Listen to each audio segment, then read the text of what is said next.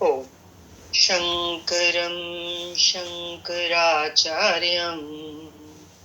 केशवं बादरायणं सूत्रभाष्ये कृतो वन्दे भगवन्तौ पुनः पुनः। ईश्वरो गुरुरात्मेति मूर्तिभेद विभागिने व्योमवद्व्याप्तदेहाय दक्षिणामूर्तये नमः। श्री दक्षिणामूर्तये नमः। विवेक चूड़ामणि 10वां प्रकरण। श्लोक का अनुवाद है। इससे पहले चला था कि देह आसक्ति के त्याग से प्रारब्ध का प्रभाव नहीं होता, और अब इस श्लोक में वो कह रहे हैं कि वास्तव में तो शरीर का भी प्रारब्ध मानना भ्रम ही है। एक नई बात आ रही है। अभी तक तो बता रहे ना कि शरीर का प्रारब्ध है, लेकिन वो कह रहे हैं वास्तव में तो शरीर का भी प्रारब्ध मानना भ्रम ही है, क्योंकि वो तो स्वयं अध्यस्त है, माना भ्रम से कल्पित है।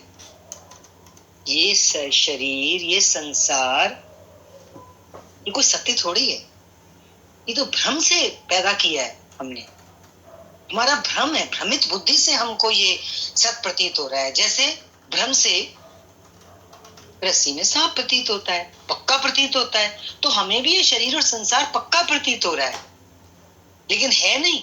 ये कल्पना है, भ्रम से की गई।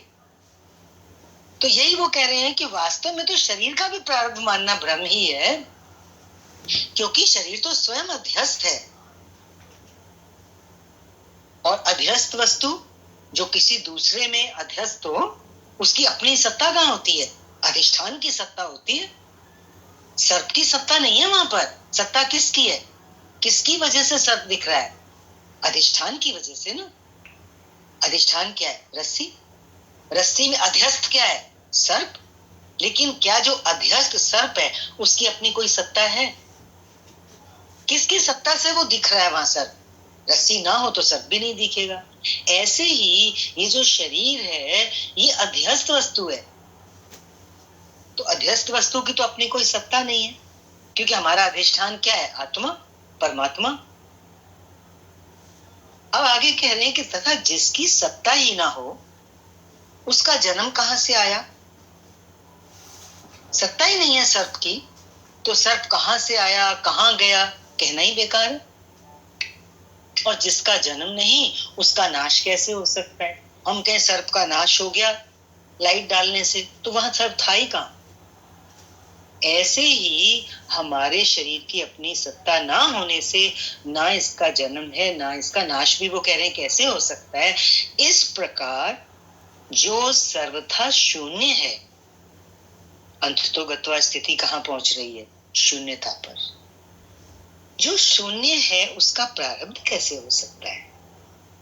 देखो, बहुत रुचिकर विषय चला, पहली बार नया सा देखने को मिल रहा है। व्याख्या में भी देखो, वास्तव में सृष्टि में एक ब्रह्म की ही सत्ता है। ले देके आगे पीछे वही एक अद्वैत तत्व ब्रह्म। तो ये जो भिन्न भिन्न दिखाई दे रही है क्या है?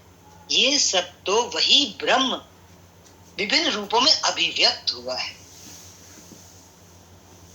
दिखाई दे रहा है विभिन्न रूपों में वही ब्रह्म।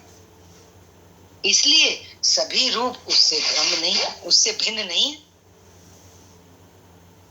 बल्कि भ्रम के कारण, आत्मज्ञान के अभाव में ये भिन्न भिन्न प्रतीत होते हैं। है तो एक आत्मा, लेकिन उस आत्मा का क्योंकि ज्ञान नहीं है तो वो भिन्न भिन्न दिखाई पड़ती हैं चीजें हमें संसार में।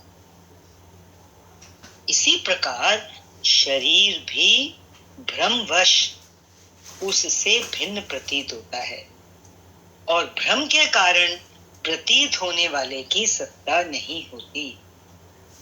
जिस भ्रम से रस्सी में सर्प दिखाई देता है किंतु उसमें सर्प की सत्ता नहीं होती, वो रस्सी ही है। इसी प्रकार शरीर भी भ्रम मात्र ही है, इसलिए उसका भी प्रारब्ध नहीं हो सकता। आगे बढ़ रहे हैं, श्लोक का अनुवाद है। जिनको ऐसी शंका होती है कि यदि ज्ञान से अज्ञान का मूल सहित नाश हो जाता है तो ज्ञानी का ये स्थूल देह कैसे रहता है, जिनको ये शंका होती है, उन मूर्खों को समझाने के लिए श्रुति ऊपरी दृष्टि से प्रारब्ध को उसका कारण बतला देती है। ज्ञान तो देना है ना पहले, फिर बाद में उसका निराकरण करते हैं।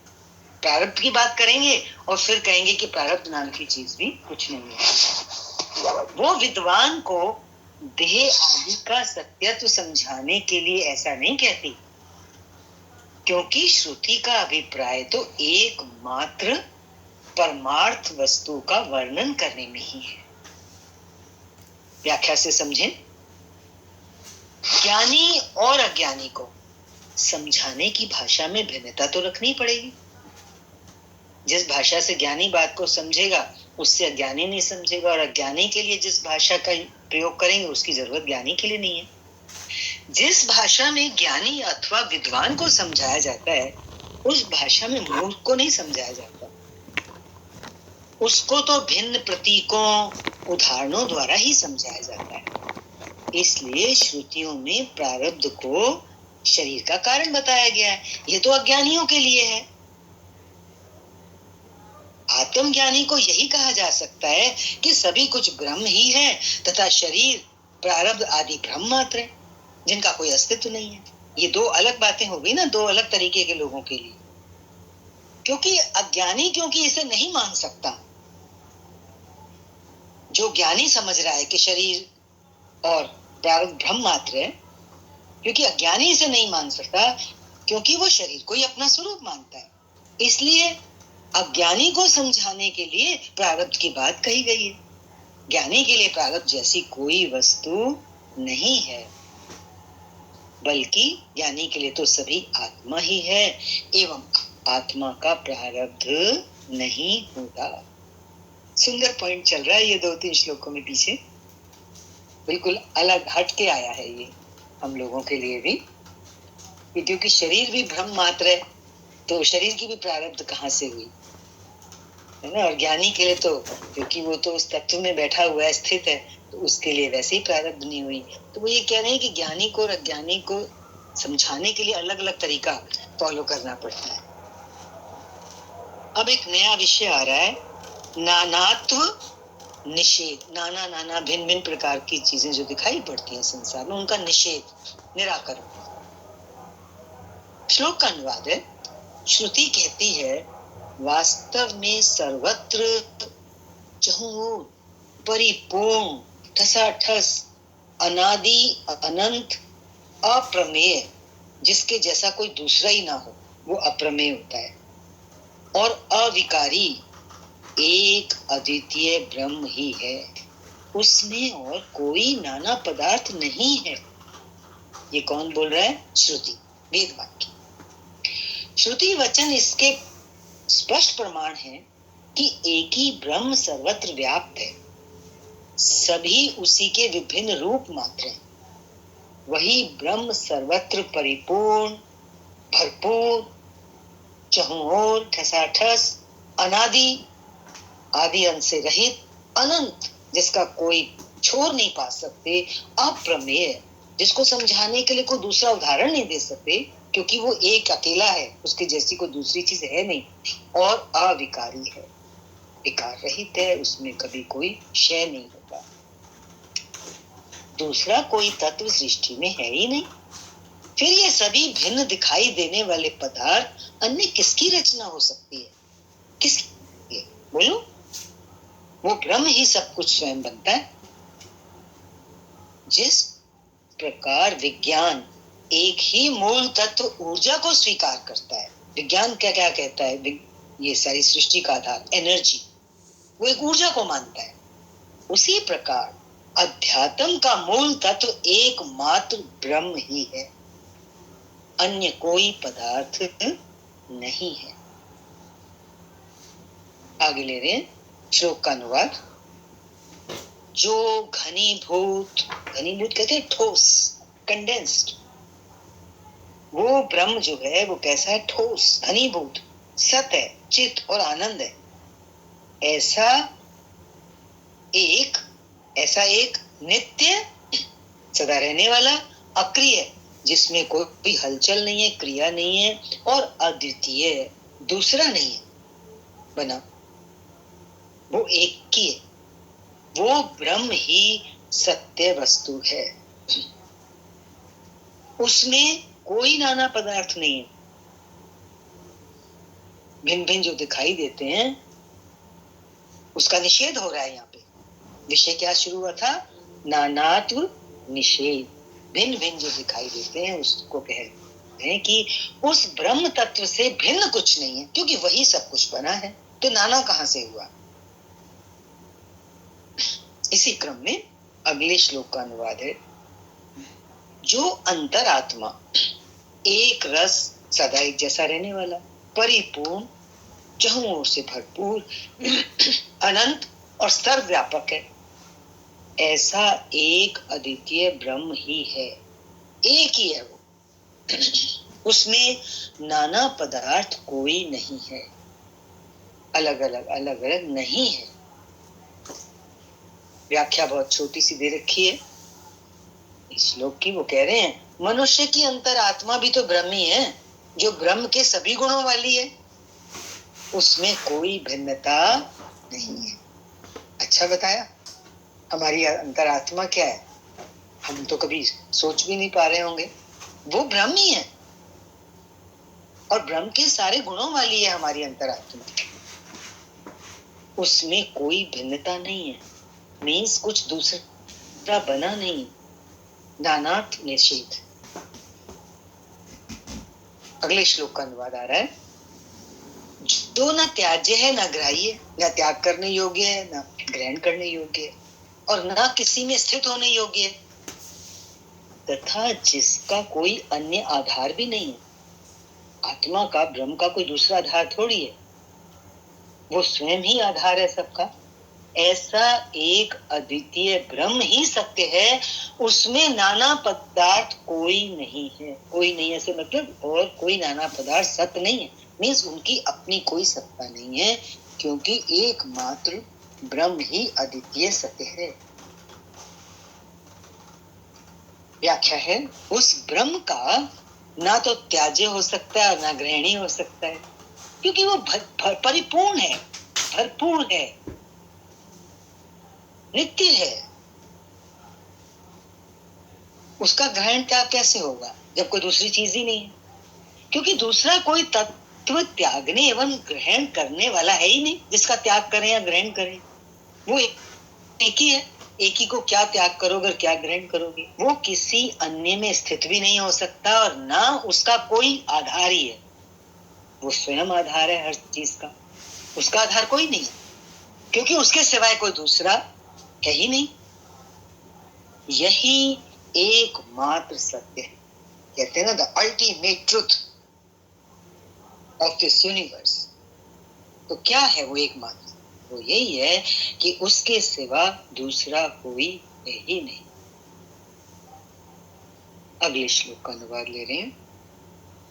वो एकमात्र सत्य जो है वो कैसा है? जो गुण और कला से रहित है। कलाएं होती ना, परिवर्तन आता है, उसमें कोई परिवर्तन नहीं आता। और वो कैसा है? सूक्ष्म, निर्विकल्प और निर्मल है।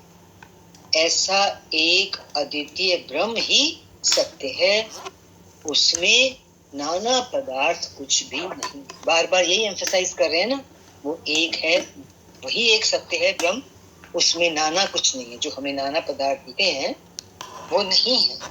निषेध हो रहा है यहाँ पर नानत्व का। व्याख्या है, वही एक ब्रह्म सत्य है जो नित्य एवं शाश्वत है। बाकी जो कुछ भी दिखाई दे रहा है वो अन्य सभी तो उसी के रूप हैं। उससे भिन्न दूसरा कोई मूल तत्व है ही नहीं, जिससे ये भिन्न भिन्न दिखाई देने वाले पदार्थ उससे भिन्न नहीं है।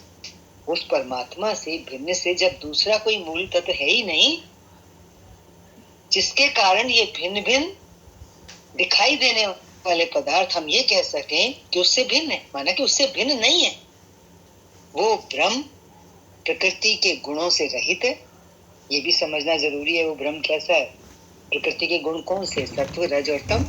उससे रहित है, कला रहित, परिवर्तन शून्य है, कभी घटता बढ़ता नहीं है, सूक्ष्म है, निर्विकल्प है और निर्मल है। वैसा कोई दूसरा पदार्थ नहीं है। अगले श्लोक का अनुवाद है, जिसका रूप वर्णन नहीं किया जा सकता। इसका रूप है ही नहीं तो वर्णन कैसे करेंगे? तथा जो मन और वाणी का भी विषय नहीं है। मन और वाणी का विषय तो कोई स्थूल चीज ही हो तो हो सकता है, वो तो बहुत सूक्ष्म है। ऐसा एक अद्वितीय ब्रह्म ही है, उसमें नाना वस्तु कुछ भी नहीं है। हर श्लोक में बार बार यही जोर दे रहे हैं कि उसमें जो नाना नाना हमें अलग अलग दिखाई देते हैं वो सब नहीं है, क्योंकि जीव नानात्व में ही तो अटक जाता है ना।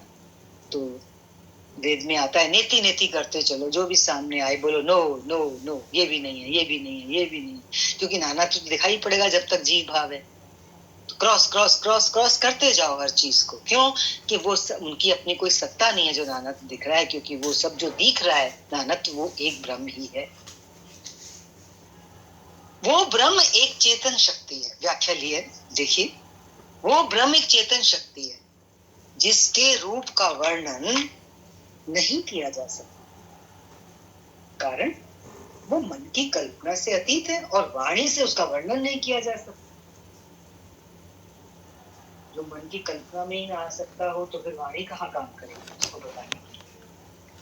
वो इंद्रियों का विषय ही नहीं है, क्योंकि वो इतना सूक्ष्म है और इंद्रियां तो स्थूल तक ही ग्रहण कर सकती। इसलिए कहा वो ब्रह्म तत्व जो एक चेतन शक्ति है वो इंद्रियों का विषय ही नहीं है और वही सृष्टि में सब कुछ है। बात ये समझना की अगर कुछ है सृष्टि में तो बस वो एक चेतन शक्ति है, उससे भिन्न कुछ नहीं, जिसको विज्ञान ने भी स्वीकार किया है। ऊर्जा, एनर्जी। इस 10वें प्रकरण का आखिरी श्लोक है, अनुवाद है, जो सत्य, वैभवपूर्ण, स्वतः सिद्ध, शुद्ध, बोध स्वरूप और उपमा रहित है, ऐसा एक अद्वितीय ब्रह्म ही सत्य है। उसमें नाना पदार्थ कुछ भी नहीं है। वही व्याख्या है, वही एक ब्रह्म सत्य है, वही एक ब्रह्म सत्य है यज्ञ की दृष्टि। और वो ब्रह्म कैसा है? वैभवपूर्ण, सृष्टि का समस्त वैभव विस्तार वही तो है। जिधर भी दृष्टि डालते हैं जो कुछ भी हमें दिखता है वैभव ऐश्वर्य, वो उस परमेश्वर का ही तो है। उसे सिद्ध करने के लिए किसी अन्य प्रमाणों एवं तर्कों की आवश्यकता नहीं है। और वो कैसा है?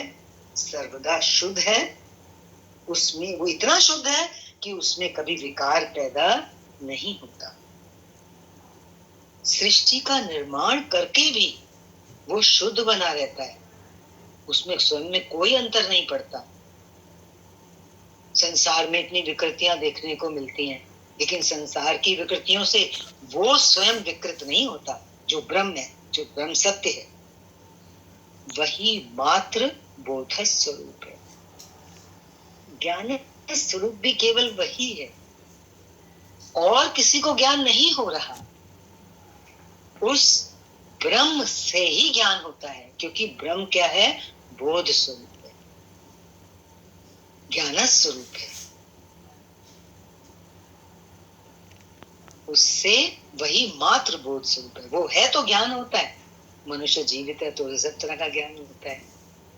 श्वास की तार टूटी नहीं, उसको कोई ज्ञान नहीं होता। स्वयं का भी पता नहीं चलता कहाँ पड़ा है शरीर, है ना? तो क्या है आत्मा? बोध स्वरूप, ज्ञान स्वरूप। उसे, उस ज्ञान स्वरूप को अन्य किसी से जाना नहीं जा सकता। वो स्वयं से स्वयं को जानता है। और स्वयं से दूसरी चीजों को जान सकता है उपाधि के माध्यम से, लेकिन उसे कोई नहीं जान सकता, किसी से नहीं जाना जा सकता उसको, क्योंकि वही सबका जानने वाला ज्ञान, वही सबका जानने वाला। एक शब्द में क्या कहोगे? ज्ञान। सृष्टि का आधार क्या? ज्ञान। वो अद्वितीय ब्रह्म क्या? ज्ञान। और वो कैसा है? उपमा रहित है, उसका कोई उदाहरण नहीं दे सकते, वैसा कोई दूसरा पदार्थ है ही नहीं जिससे उसकी उपमा दी जा सके। इसलिए कहा उसमें नानात्व नहीं है, भिन्न भिन्न कुछ भी नहीं है। आज के लिए इतना ही। हरि ओम, शांति। ओम पूर्णमदः पूर्णमिदं पूर्णात् पूर्णमुदच्यते पूर्णस्य पूर्णमादाय पूर्णमेवावशिष्यते। ओम शांति शांति शांति।